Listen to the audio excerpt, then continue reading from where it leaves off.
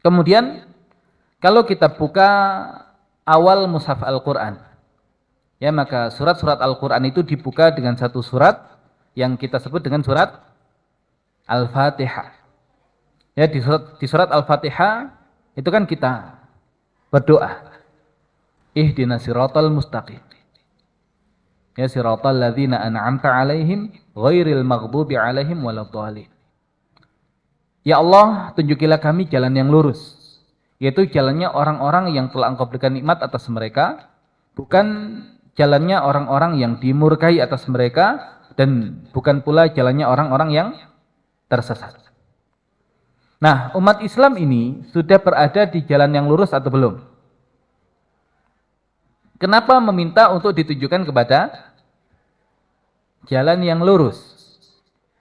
Nah, sehingga sebagian orang yang memang sengaja menghembuskan ya syubhat-syubhat yang mengatakan umat Islam ini kalau begitu belum berada di jalan yang lurus. Seandainya sudah berada di jalan yang lurus, nggak mungkin minta ditunjukkan kepada jalan yang lurus.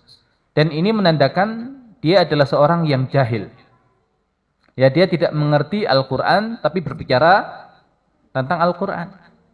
Ya, karena Allah Subhanahu wa taala menggunakan kata hada yahdi itu terkadang langsung ke objeknya tanpa menggunakan perantara huruf jar, tapi kadang Allah gunakan perantara li dan terkadang Allah gunakan perantara ila. Alhamdulillahilladzi hadana lihada. Ya wa ma kunna linahtadiya laula an hadanallah. Nah, itu perkataan ahli surga yang sudah sampai di penghujung tujuan hidupnya. Makanya hada yahdi li digunakan untuk mereka yang Allah berikan petunjuk dan sampai di penghujung tujuannya. Nah, adapun kalau hada yahdi ila biasanya digunakan untuk mereka yang masih berada di luar jalan yang lurus agar Allah Subhanahu wa taala masukkan ke dalam jalan yang lurus. Tapi kalau hada yahdi tanpa menggunakan li, tanpa menggunakan ila, digunakan untuk dua hal.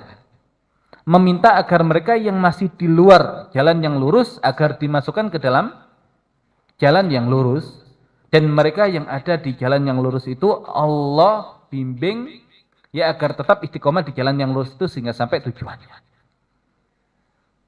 Nah, sehingga bukan umat Islam itu masih berada di luar jalan yang lurus, tidak. Ya, tapi kemudian nanti ulama mengkaitkan siapa sih yang dimurkai oleh Allah Subhanahu wa taala? Ya, orang-orang Yahudi. Ya, mereka ini punya ilmu tapi tidak mengamalkan ilmunya. Siapa sih orang-orang yang tersesat itu? Ya, orang-orang Nasrani. Ya, mereka ini punya beramal tapi tanpa landasan ilmu.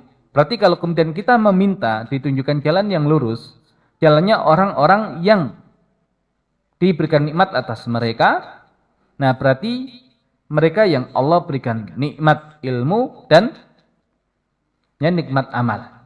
Kalau ilmu hidayatu al-irsyad, kalau amal hidayatu at-taufiq. Ya, jadi tidak ada habisnya. Ya, kita selalu meminta petunjuk kepada Allah berkaitan dengan irsyad agar dapat ilmu. Dan kalau kemudian sudah dapat ilmu, meminta petunjuk kepada Allah yang sifatnya taufik. Agar apa? Ya, ilmu yang kemudian kita pelajari menjadi ilmu yang teramalkan. Nah, maka perjalanan kita itu dari kita butuh bimbingan dari Allah Subhanahu wa taala, ya butuh ilmu dari Allah dan butuh taufik dari Allah. Makanya kenapa kemudian kita selalu meminta ihdinas siratal mustaqim, ya siratal ladzina an'amta 'alaihim ghairil maghdubi 'alaihim waladdallin, ya agar kemudian kita terbimbing oleh ilmu yang Allah berikan dan bisa mengamalkan ilmu kita dengan ya mengaplikasikannya dalam kehidupan kita sehari-hari. Nah, jadi surat yang membuka mushaf Al-Qur'an juga kaitannya dengan tema ilmu.